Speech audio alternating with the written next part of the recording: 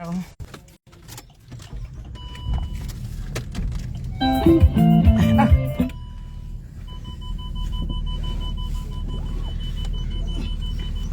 me to see.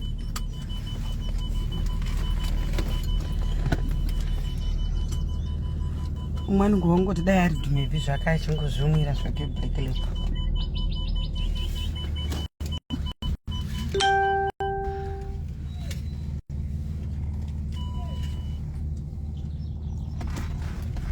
Ndisina kono tariko kumasure mukuru. Ndonga chi direct. The first. Thank you, Shosho. Ndinganya kanda ndo ati first ko tirivangana ndisimboona vanhu. Zviri sei racho.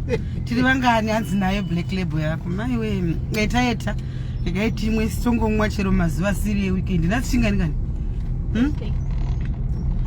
Zviri sei hanzi dumebi more satete vangu na beauty chikomba. Hanzi muri sei tete na beauty. Eska beauty uri sei? Zviri sei mubatiro wandakarita. Umwe so ari kungoda yari dumebi. Tirivangani. Nasina tengwa credit. Hanzi pedza shuwe. Vikana wewe. Hanzi pedza shuwe. Ndoira rinoita kuti mwa. Nguri kumazvizvina meno. Ende zvakakomera. Molini uri sei? Aiwa Caroline Deep zviri sei uya tiri vangani kwandisika nombokona inda ndisikona vanhu. Dumebari bhuwa komana ndanga ndarisuwa rekutengegwa rekuwanda ndatengegwa crate imagine. Nasi ndizivi ndiri kutoita zvekutodiso. Mukuriona here mangolongolo mangolongolo. Vaya vaiti vanoda competition neni kana vachinyatsomwa black label.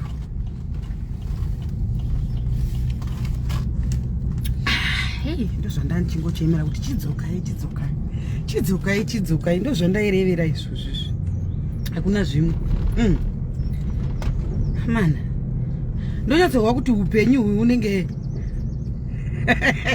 hanzi SIS-MELLY muri kufamba futi makutanga futi kufamba futi nemunhu uya naona bhodhi yenyu yachinjana. Aiwa kana mubvunzei kuti vadye ndabodya here mubvunzei. Handina ndanyatsorova ndakatenza ndanyatsorova ndakatenza vachidya vachitsavo nemarefera. Waidaka kuita makwikwi neni hono ndaiginowa. Aumana pari sei pa black label pari bo pari sei kumamana kumuri kuzvigona sei. Aiwa Dumebi akabata hake weutema uhu ari kunyatsokupira vadzimu vakachimwa achifarira kamera moyo angaro vakomakore rasadi kudzoka.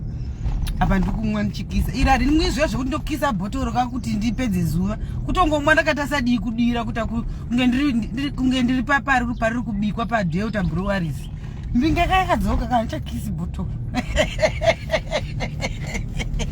Eka hanzi ndiwe zvako Dumebi. Ndini zvangu.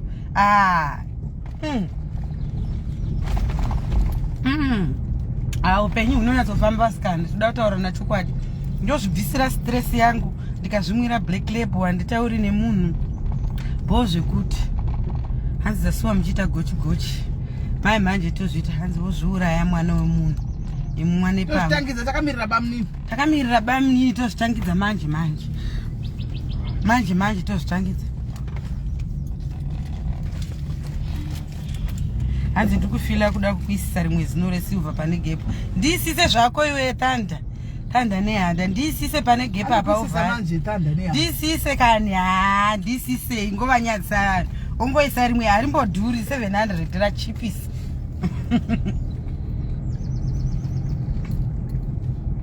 Hanzi headmaster achidhakije. Aridhakiri. Musadaro imi. Iri aridhakiri. Break lebhujero. Mana nozvimamira nevamwe black label. Vamwe wanu vachizviningirira. Vanozvimamira vamwe black label. Imi musadaro imi. Black label iri varume vazhinji havarigoni doro iri. Vataridza kuti vatenga tiketi rako rekwajapu re. Ndandakangamwa kuvaratidza ndo zvandada kutovaratidza. Aiwe ndandakangamwa. Mira ndikuratidzei guys kuti kwajapureza ndenge ndiriko. Ndini ndakatobata ningirikini.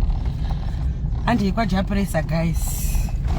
Hazi proper nazi pajakaranda ndo panenge pane venue yacho. Tarisai mona iri rangu tiketi iri ndatotenga iri tiketi iri ndenge ndiripo Vai vanomwa black label munoya toita table yedu. Tosangana madhari. Tinokuedza kushuta table yedu tichita competition. Munyatsorimwa black label toda kunyatsoona anodhakwa. Nadia ngachitara competition. Siwo ndo anenge munyatsoya iri ticket. Munyatsori boss. Ndiriko kwa Japress. Toda kuti ndiana kapenda. Ndiriko vai vanomwa black label. Munyatsouya tonyatsoonesa kuti chibaba ndiani anodhakwa 24/7 Dumebi nanadi. Manje ina handidhakwi zvei ndoda kuzoona kuti unozvifambisa sei.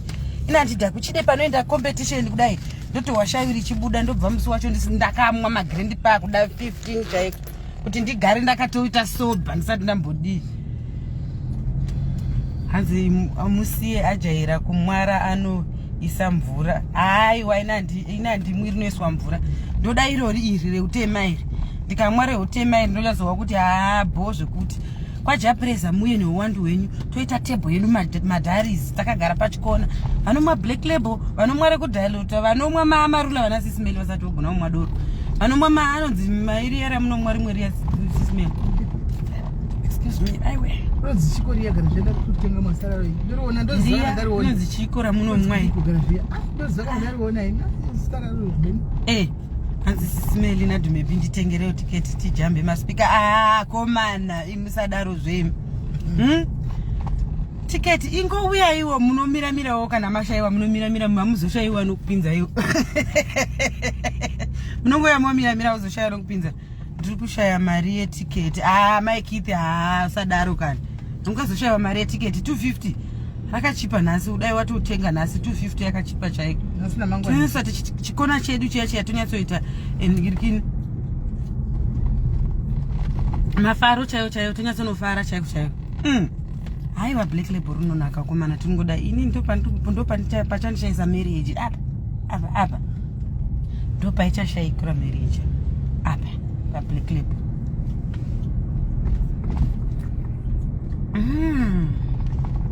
Komana. Hanzi SIS MELLY munomwa dhakwiri. Nerimwe riya. Daikari toiziva. Pane rimwe rachona ndingova riri muchikeni. Riri muchikeni. Repingi iri hanzi. Riri muchiga muchikeni. Rechikadzi manimi uyai manimi. Brutal fruit ya. RaSIS MELLY riya. Ndora anomwa brutal fruit. Handoriziva ndariona. Ndariona zati iri rimwe. Ndodo RaSIS MELLY riya. Munouya riya doro rechikadzi riya handimwi riya ndofunga riya ndino. Riya ndofunga ndinotomwa rakawanda. Doro rangu iro. Hanzi kana wakuuya namukoma Godol. Hanzi kana wakuuya ku UK ziva kuti hakuchina black label. Hakuna black label. Black label hakuna. Soko ndoita sei? Mai wewe vana whisky zvisingaite neku. Ndotongotanga whisky manje inini guys. Ndenge ndasvika ndachida kupuwa chipasuri twangu kwa bamnini manje. Saka ndinokudropa iko. Chazodzoka. Vanondipa chipasuri twangu. Mana chichakadai. Ndakutodarikira pamba nekuda mota. Muzone chichakadai. Bwechirungu. Bwechirungu. Bwechirungu yakutodarikira pamba nekuda mota iyo yakutoinda. Hai, akomana chichakadai. Imi ndoranopuwa pasuro yangu handisi kurara ndakangonzi pasuro. Ndakutoti irare iri mumba nhasi. Hanzi black label rinonaka zve. The champion beer chaiko ndoda kubvunza kuti ku UK yuku kune ripi rinotsiva black label randingamwere kuti ringazononi. Pane mangorongoro ndakaona asi zingorongoro rakakura kudai ku UK harisi iri. Chiduku. Harisi dhambi rakadarika dhambi so. Kadiki. Ndisingazozivi kuti riri strong but ndakariona but uko kwanofanira kudzidzira kuwana chi rekumwa iri rinonzi chi whisky. Ndo avanomwa mawhisky. Ndingatotanga hangu naJohn Walker inenge iri nani. Ndotoigonawo ndoizama whisky. Ndo ndakaona kawanda ikoko. Pane chimwe chandaimwa chinonaka chiriko chinozani naye mukoma Gordon chiya. Chandaimwa cheBlack chiya chinonaka. Mukoma Gordon chimwe chinonaka chaimwana Black chandaimwa cheBlack hanzi chinonzi chii chavaimwa chinonaka. Chimwe chiya chinonzi chiko. Hanzi zvatanga yedu naDumebi zvatanga. Yes Dumebi. Yanda ndakakudza kuti ndavasuwa. Hanzi SIS MELLY munofarira brutal fruit. Ndo yavo chaiyo. Ndakazomwa navo. 6 at least urimo wose vamwe unotomboita wose. Ndakazomwa navo yagamasa. Haimi vakadhakwa ndakanga ndongoti kwadhakiwa. Apa ndakama glass 1 ka. 1 glass. Ndakaona vakutendera ndakazopedza chibhotoro chose chiya ndiri 1 ka. Ivo vakutenderera ndikati regai ndizvimwire. Ini hangu isipo yonge ndinomwa isipo yonge yawacha but iyi ndo favorite yangu. Ndo favorite yangu zvisingaiti iyo ishi. favorite yangu. Thank you Gladys, thank you. Ai doro iri chero ukauya akuti nditi kwai chinja mutupo ndokudza ndonyora kuti black label. Mutupo wangu uenda pa black label. Andirambi. Alicia zviri sei? Mama ndisuwa. Ini ndanga ndatosuwawo hamuna kuhanda ingopopota kuti chidzokai. Zvino zvamandisiya kuno kuma kuda kuita zvikuita se. Munhu akapfeka uyu. Akapfeka upi? Uyu. Dressing yekusauthi. Ana ikupfeka si dressing yekuno. Thank you Maggie, thank you. Thank you for stars, thank you. Maggie, never stars, thank you. I saw a sun camera. Oh, thank you. Hanzi dumebi skinny kunaka waini hanzi ngiyofuna kubva kwasadza musunu cha ini ni skinny yangu ka handizivi kuti ndinoita zvekuita sei kuswera ndakarara ndichingomasaja ndakarara ndiri mumba. Thank you Martha, ndiri kuluka here. Thank you. Iko zvino ndakuchiwedzera kuluka black label iri. Ndakuchiwedzera ndichazivi ndowedzera here. Ona mepo dzinoita. Kana kuti ndozeta mepo. Imantenzi aiwa kuspidi maniro wacho waanoita kunge ari kudana. Mepo dzokumudana mantenzi. Zvakora ka zvanhu zvokumamaini izvi. Chichakadaro. Zvakora. Chakutonge chopeka murodhi. Iri noita kunge uri kumwa kokwe, hamene kunge kumwa drink, kunge uri kumwa juice, tropica kana iri indoisa patropica nekuti ndo juice randofarira. Itropica yandiri kumwa. Ana riri pajuice ndoisa patropica, chitropica changu ichi. Nonyatsowa kuti zviri kufamba. Kweko kuzoita kunge usikagoni. Aiwa idoro ndo zvarinoita. Kana iti mepucha kuguzera futi mazidoro achidzoka nawo futi. Kuzvebasa. Asinokwira Uber. Iwa mai manje ndindazoka. Ne Uber? Ndoita boat. Ndo yanondisiya pa gate. Ku boat inodhura 23 rand. Ndenda todzoka ndawe.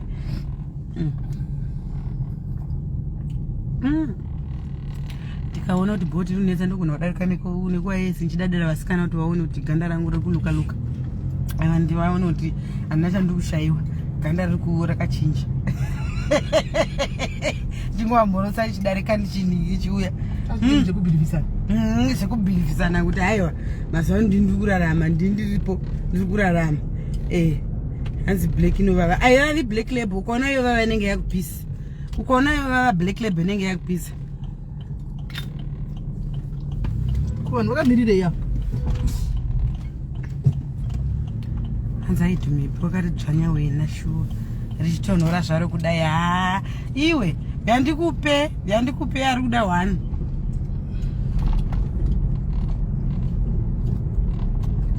JD ndeipi iyoyo inonaka.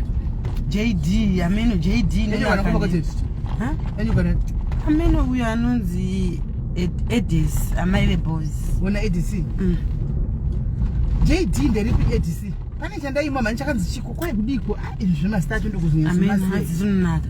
Chinonzi chiko chiri mukagaba keblack kakakeni keblack so.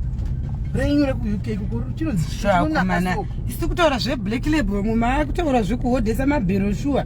Muda kuti tiite sevanhu vasiri kuningirira. Vasiri organized. We are very organized. We are talking about people drinking black label and they are bringing barrels. Uya makuisa mabhero vakomana makuti organized. Hey, musadaro vakomana. Muda kuti tiri vanhu vasina hunhu here. Hanzi Jack Daniel. Chisaida chekutso cheblack soap. Hari handiri ndidhakiria ndakambori. Jack Daniel.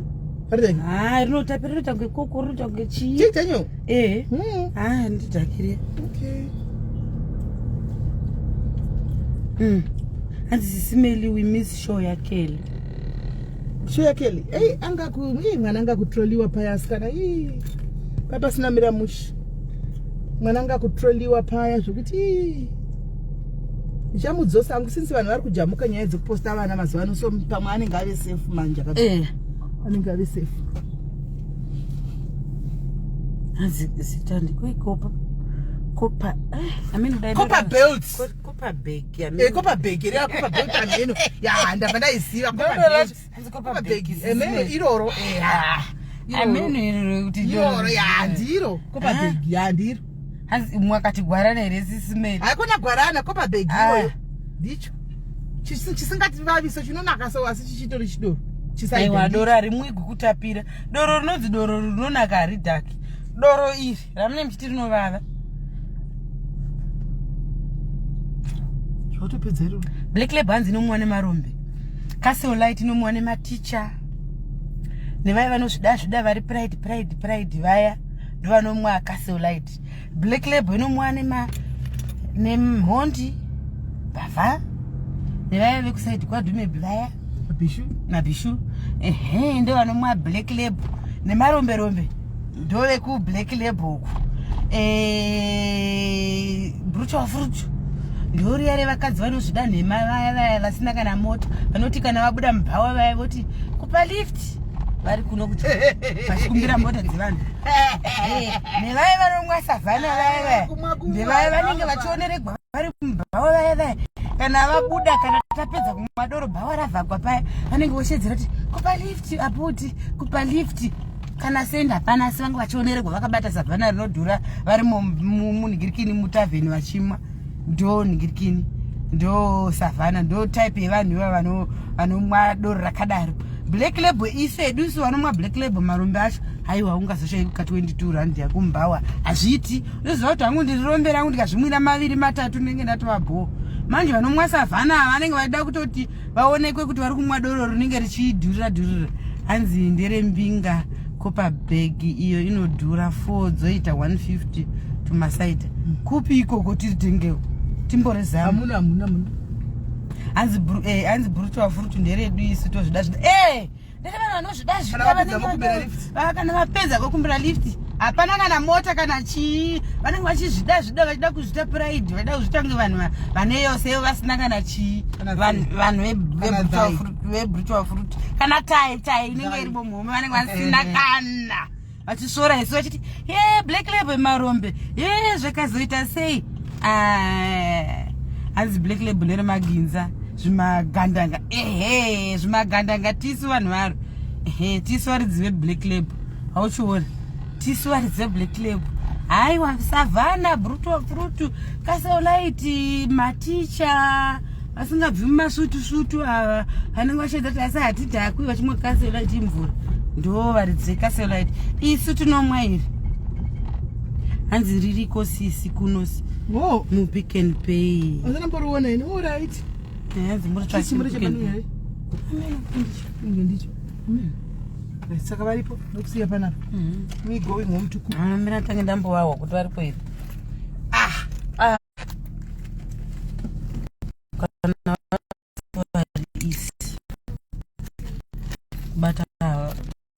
Bata phone and maon asi varipo bamini vatakwana baya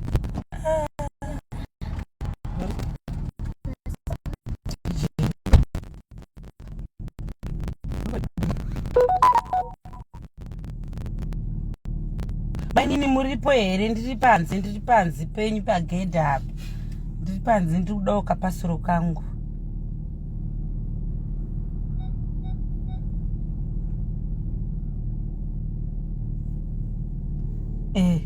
Nditora kapasuro kangu ndozvindira zvangu ndonomwa doro rangu ndakayanzogara chaizvo tendaiganza uri sei zviri sei ndichambomwa Black Label iri doro remagindagori yairi magindagori fei uri sei ndiri kuglowa ndingatadzere kuglowa iko zvinondotozowedzera kutoenda mberi kakuglowa kudarika zvamuri kuona.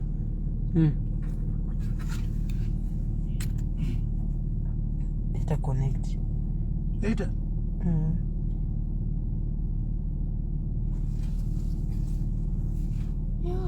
vavhura vavhura hanzi budai nepasuro yangu.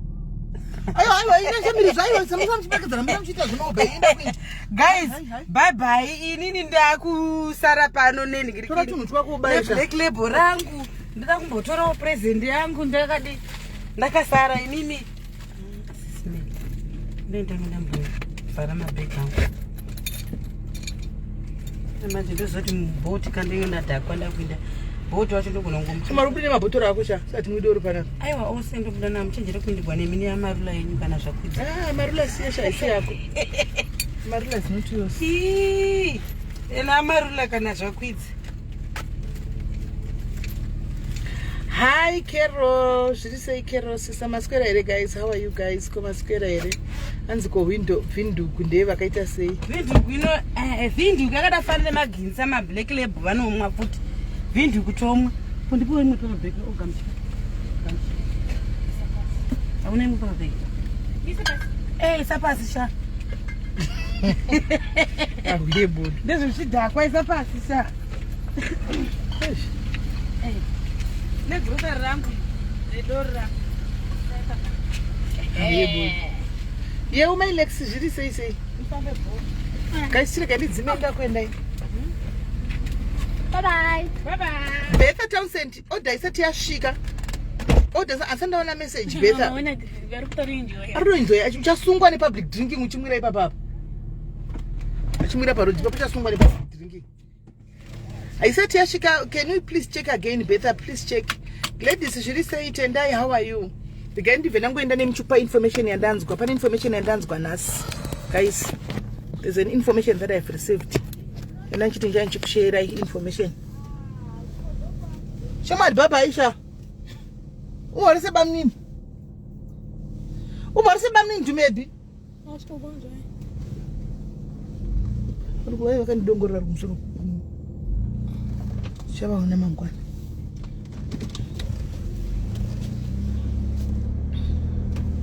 Anzi nasina ndiri kupi madhari zese vana vangu unosora wakunditukisa nhasi chaichai usana ndakunzi kwesusu aufa usana ndakubvura udzwa nhasi hazvitaugwe wenyu. Right guys, pane information yandapiwa nhasi. Share life guys kana kuti mutege vamwe vari kuda kuita zveuk yava zvemakosi. Pane very close source andipa information nhasi ati andiudza kuti anozoti anzi December maZimbabweans nemanigerians you won't be allowed pamakosi. Kubva December maZimbabweans nemanigerians are no longer allowed pamakosi, havachadiwi pamakosi. Saka amenoti anzi kutanga December but ndofunga chazozvananzwana naJanuary here February but ndosaka mumajority ema-employers ari ku-UK ema-COS asiri kuda kupa maZimbabweans. Reason being hanzi too much fraud maZimbabweans nemanigerians. Kwanzi muri kudai soo munhu akapinda akawana course kunoku anopinda hanzi pane panonyorwa papaya kuti are you married, wonyora kuti I'm not married, anditika andina murume. Then 3 months down the line wodzoka woya kuno kuZimbabwe wodzoka wachata hanzi muri kutengesa muchato. Pane vakafumura dhiri ku home office kuti vanhu muri kupinza mobhadharisa vanhu wosvika kuZimbabwe munobva ati ndipe 10,000 pounds ndichate newe ndinde newe ku UK. Saka vanhu vobva vasvika vodi ochata nemunhu kuAfrica uko oenda nemunhu kupi oenda nemunhu ku UK. Saka kune vakatengesa saka you are no longer wanted. Zimbabweans, only Zimbabweans ne Nigeria hanzi hamusi kudiwa. 2 iyo nyaya yekuti hanzi kana mauya vanhu vakauya vasina ma-hours vapinda vasina ma-hours pamwe makanga maudzwa nemurungu oti mboshingirai mirai vanhu votenga kupopota vachiti hatingazvigoni voenda kuhome affairs kuya vonosvikota because home affairs will assist you handiti kana usina ma-hours ichi will assist you home affairs kuti uwane ma-hours anomaona uwane basa. But now the number yanga ichiwandira kumaZimbabweans ndiwo anga ari kuchema achitaura izvo kuti hatina ma-hours achinoreva achinodini. Saka mogara maziva guys, kune vakagara va-applya you are lucky. maZimbabweans hamuchadiwi ku-UK nema-Nigerians hanzi it's too much, they've had up to here nemi. Asi mukarangarira guys takambozvitaura kuti but zviri kuitika izvi muchavharira vanhu. Takatombozvitaura chiona manje chinenge chaitika zvese kuudzwa kana nichitwa nemunhu angachindudza angachiti kune vese vakaita mamarriages aya andika nevakaita zvamakaita muchifunga damoni home office yanzi inoona inenge atopika kudhara havatauri neweko zvino vanokusiya. Handiti ma-COS ari kuexpire, mamwe anoexpire 3 years, mamwe anoexpire 5 years. Uchada kuenda kunorenyuwa haurenyuwi, ndopa vanokubatira.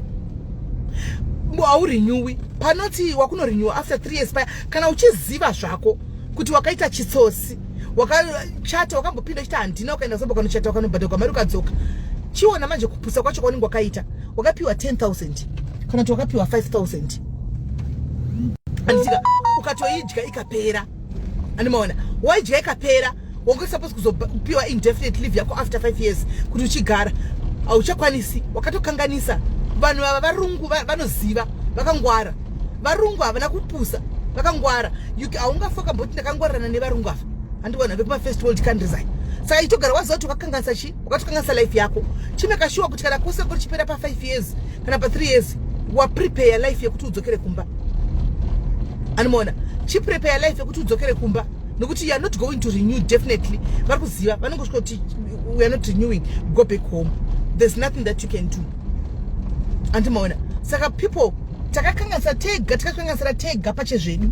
It's us. Atina kuchema naye. We messed up big time ourselves. Nekuda kuita ma shortcuts. Nekuda kusafunga ramangwana. Igono ngochiti wavarisira vamwe wavarisira vamwe but newe wacho handika haurenewi.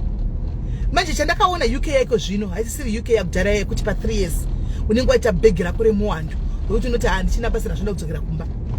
Anoona unenge waita beg, unenge usati waita beg remuwandu unenge uchitotry kuti ubatanidze zviite kosira pera makore atani kufamba ka hanzi bvudzi mukuisa chipompomu. You give me pressure kana ndoza ndototi nditori kwa izvo nditori kwa ma lines kana akatori kwa ma lines ndotedza kuri pana because ndiri busy. Hanza vanhu amenoda zve UK inibodo but vakawanda Sandra vanga vachida kuenda zve UK tati tigare tatongovaudza kuti December ndatinatsa kuudziwa because ndakamboya nevasikana vaya vanhu vakati kudligwa mari chisotsi chichi vasikana vave consultants company vaya vandashanda kwaya navana tendo ndikanyogwa ndikadini ndivo vatotora information tisimeli masiwo esatinawo. Please musacha advertise kuma Zimbabweans to see how honest they are. Hanoona dei vanga satsvaura ngade vanga si honest ngade vari kungotora chimari dzevanhu vachingotora mari vachinyarara but vatoya vakandipa memorandum vandipa bepa rememorandum kuma meeting kwavakaenda handika Zimbabweans nosa iva totora kuti musachatora ku Zimbabweans handika akauya akwana vatakatora iva vatiri kuasista ivavo ndivavo vakwana the rest ngavachagokumo kuti vaende kunobatsirwa nemari dzavo. Nhasi cheche varambira vamwe vanhu vandandaendesa 2 vangatoya nemari vakati after nezuro we received memorandum vakaipiwa nezuro after that receive memorandum nezuro we can't atichakwanisa kutambe tichitora mari dzemaZimbabweans we can't. Yanga iri imwe nyika taikwanisa kutora and sikukuvhundusira babis ini ndingokupa information yandaudzwa handisi kukuvhundusira. I'm just giving you the information yandaudzwa handisika so the consultant company vandiudza handika handisi kuvhundusira ndingokuudza kuti ugare uneedza kana une imwe plan yekuti ukurumidze kuti upinde izvozvo ichiita izvozvo because uchazomira chindikumirira next year wona kushandisa zvako. Saka I'm just telling you now kuti kana uine imwe plan woita plan yacho iko zvino handika hanza inyu kuti it won't last. Zviuya zvanga zvakuita zvanga zvichishura masiwo ese ariko. It's not masiwo ese avharwa. Masiwo ese anakuvharwa ariko masiwo ese but ave kuenda kune vanhu vekunana South Africa, Botswana, Zambia, Malawi vekune dzimwe nyika ndo vari kupiwa masiwo ese. Zimbabwe neNigeria chete ndo zvabviswa ndo zvabanwa. Zimbabwe neNigeria ndo zvabanwa. Hanzi maZimbabweans hanzi ari kupara mhosva ende vamwe vari kutiza. I don't know. Handiziviwo kuti taringaguwa pano ini zvandanzwa ini nevane consultant company vane company yavo vatoti hanzi kune ata vatondipa example yemarriage kuti hanzi ndo yakataurwa mumeeting wavanga vari nyaya yemarriage kuti vari kuita mafake marriages vachiita mafake izvo zvokutengesa masiwo isi ma15,000 wati ndo zvavandiudza because according to Home Affairs Nations siwo esi aritengesi ndizvo zvavataura. Hanzi makambani akawanda emaZimbabweans ari kutovharwa saka vane makambani avo ema-agents. Guys, be careful. Vanhu vari kutengesa zvokutengesa vari kutengesa izvo kutengesa masiwo ese izvi nezuro vaiti kune 3 makambani akatorerwa malicense akakanzelerwa malicense 3 emaZimbabweans. Be very careful. Vanhu vanenge vari mukambani menyu ndo vari kuenda kunotaura kuhome office. Be very careful kana muchiita madhiri enyaya because vanhu vari mumakambani enyu ndo vari kunotaura kuhome office 1 2. Imimi vane maagents ngatibatsirane tiite both sides. Imimi vane maagents please kana matorawo vana vekumusha don't abuse them. and don't abuse them, because sometimes you abuse them too much and you push them kuti vano reporta ku home office. Animona bataiwo sebata vamwe vashandi. Animona vabatewo zvakanaka. Musazoita abuse yekuti munovabata mubva ameno kune nyaya dzakawanda dzinenge dzichiitika. Anditika ndofunga mukatora kana mine mahours enyu mukangotorawo pamakatora nekumusha vakangoshandawo vachinda kubasa ravo vachidzoka vachinda kubasa ravo vachidzoka vachidi zvakanaka, vanorasta pakambani, vanorasta pakambani, vanorasta pakambani. But the problem ndekuti samutaura chokwadi chakangonaka. Mamwe ma-employers wo edu ekumusha kwedu mogoziva rudzi rwedu, hatina moyo wakanaka, hatina moyo wakanaka. Mamwe ma-employers erudzi rwedu hatina moyo wakanaka. Tine moyo wokuda kuti I want to be felt kuti ndini boss, ndoda kuti ndivataridze ende kambani haikuri chienda kure guys. Tikaita mweya iwoyo ndodati kuvanhu vane makambani enyu, mune makambani enyu, chimbodzidzai how these companies are being run nevarungu. Varungu vekunyika kwedu semakambani, they run their companies professional. Avade noti ona izva zvinoita, handisi kukonana neni kana kuchallenge kana kudini. Isu toda ngobatsirana kune avo vanhu vangu vane makambani avo, handitoda kubatsirana. Ona izva zvinoita. Unenge une kambani handiti wapiwa ma-COS ako 50 kuti uunze vanhu. Handitika yes ukatengesa ma-COS at 10,000 izimani, handitika inouya, but mari imuyenzi ino yachidarika. Wowana mari yema-COS aya 50 wapiwa makeshi wotengesa, handitika maybe mari inogona kulastira kana 3 years uchidya 2 years, but kambani yobva yavharwa. Handiwana wotorigwa license, hauchakwanisa kuvhura kambani of which you run your company professionally. Antika zvakanaka, you're going to have dzimwe 20 years more uchita muzvoko zvana company chikura uchiwana mamwe ma contracts. Andiona ende ukagara ungaita record yakanaka. Andiona wangaita record yakanaka, ma companies they will come. Antika home office inokupa inotreka record tunoti uyu munhu uyu arizo zvari kuita. So it's long money. Even mari yakareba in the long process, in the long run. Haisi mari yekuti wawana nhasi zvobva zvapera. Unaiwana nhasi yakawanda, utenga wakaimba yachobva yapera. But kumberuko, that company was sustaining you. That company was giving you zvakakura. If I am to have a company, I would learn to run my company professionally. Zvakanaka, so that ndichaita 20 years, 30 years ndiri mu business. Chero ndikanzi ndadii ndinongopasa over kumwana wangu. Andimaona. Yes, tikati yakanaka because mari chino yaipapo. But yauya ipapo. After 5 years, what is going to happen? Inenge yavharwa kambani apasisina wakanganisa wozodi. Saka vamwe vedu vane makambani, please, kana mushandigwa nevamwe vanhu nevane vekumusha vamakatora, handika itai kuti vafile kuti vari kubasawo. Handika musavafilise kuti kunge vari kutsikirwa kana kuti vari kudini. Handimaona vashandiwo zvakanaka sezvinoita vamwe. Ndinofunga mukadaro munoita a very long lasting relationship. Vanokushandirai izvo kutoti munopesera matozopromota ivo. Handimaona vachikushandirai because kungochinja basa hakuna kunakaka. Handimaona imiwo vari kuemployiwa, vakatogwa nemakosi nevamwe vedu vekumusha. Kana masvika regai kunoda kunyanyasa kunoziva zvese. Handimaona kuti hauchaudzigwi zvokuita pakambani yomunhu. Ukaudzwa kunzi ita ichi haudzigwi, ndiwo unoziva zvese. Hautoudzigwi kuti toziva ina mune chamunotaura. You don't do that. Kambani haisi yako, uri mushandi. Chero dai uri hama yemuridzi wekambani, handika ukama hwenyu munoitira kumba. Kana uri pabasa, you do zvebasa. Ukatumwa kunze enda unotenga ish. Ketanga kuvara. Apana tubamba tadi. Urikubaya ndiwo kabata remote. Urikubaya mama ribonda yega gede. Okay.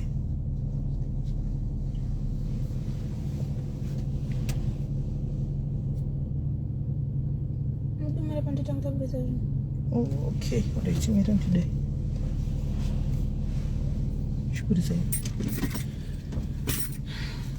Anditi maona. So mukadaro zvinolasta. Andimaona. Mukadaro zvinotolasta guys, zvinotolasta. Andimaona. Regai kuchero uri hama yemuridzi wekambani. Rega kubva wanzati company ndeye hama yangu, saka ini challenge vamwe pano. Inini handiudzigi because nimbi yangu handidzingi basa. Andiona vanokudzinga basa. Kana vakudzinga basa ndipo panotanga manje mweya wegodo. Mweya wegodo wakufunga kuti rega ndiinde kunoningirira kunova reporter ku home office. Of which you are killing future yomwe munhu, you are killing company yomwe munhu. Nekuno reporter ku home office. Iwo uri wakatanga kuya neHustabone pa company yemunhu. Andimaona. So zvingori kwese guys, izvi zvingori kwese izvi.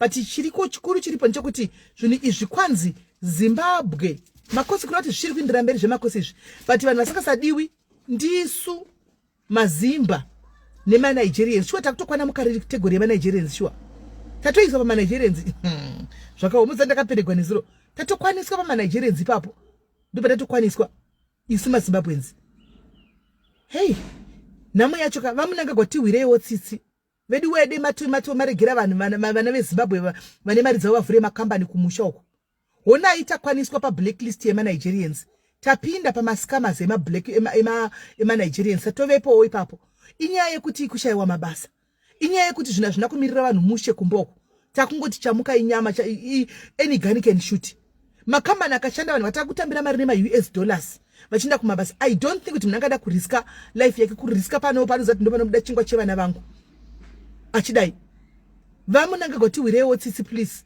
vana vezimbabwe zvamuri kupa machina makambani guys kuzimbabwe uko ndakaona china richidla sadza remhunga riya rebrown ka I was shocked regai ndikuseta live guys ndine doro rangu randatenga amarula saka pandichapedza kubika ndichadzoka zvangu takatandara tichimwa doro iri tichitaura ndichikupa ijeni yekuzimbabwe hallo ndichikupa ijeni yekuzimbabwe zvandakaona machina munyika medu varimo asi chokwadi chirimo ndechekutika nyika yaisi yavo vari kutotonga kunyika kweduko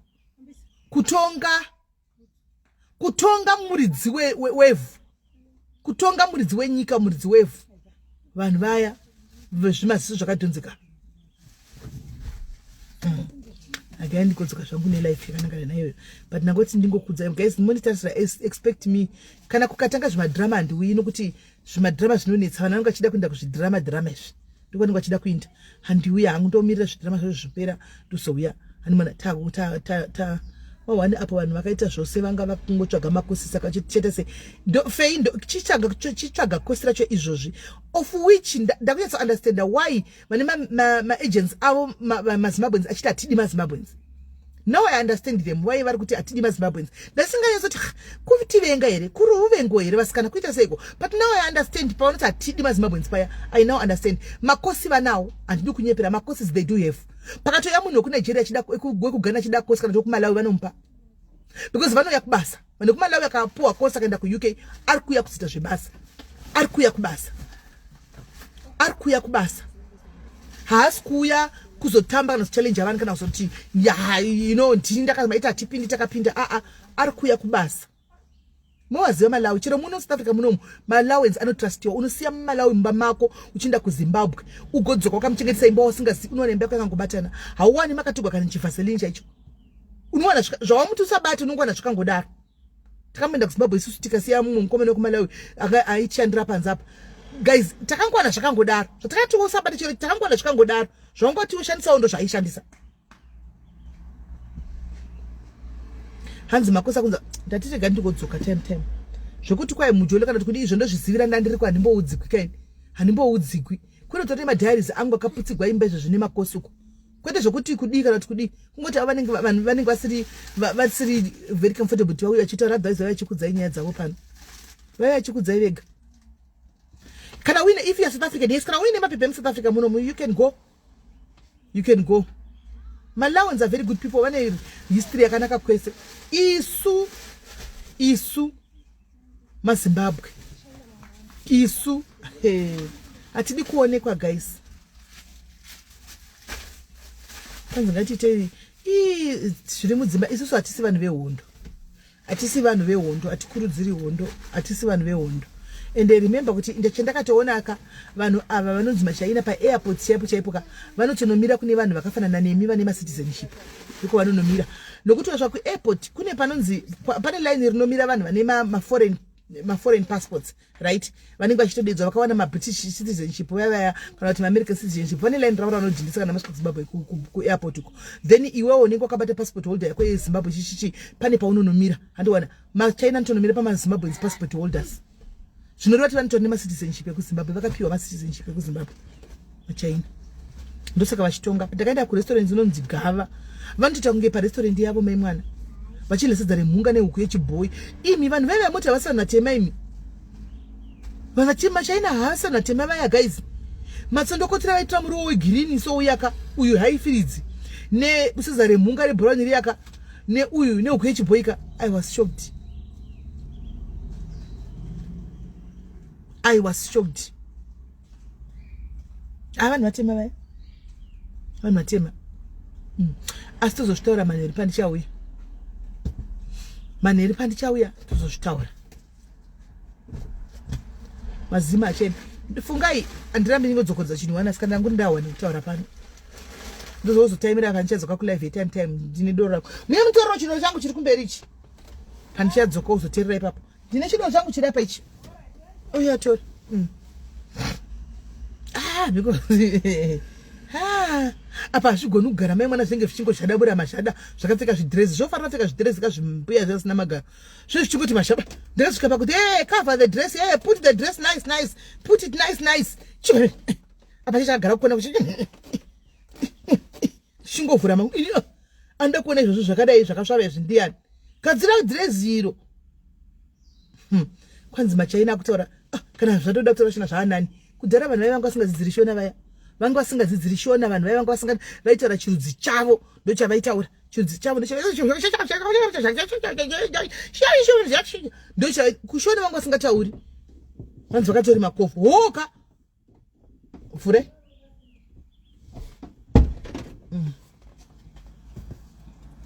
vanhu vatema chega bag rangu rabuda naro handbag.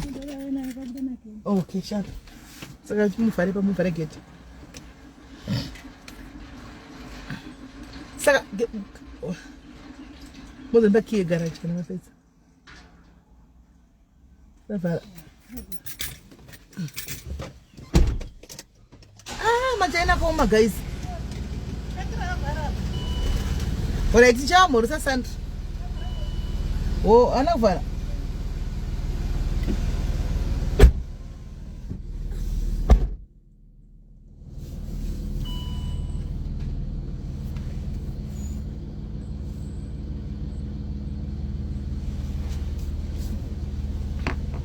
Hani maona. Saka pakaipa guys.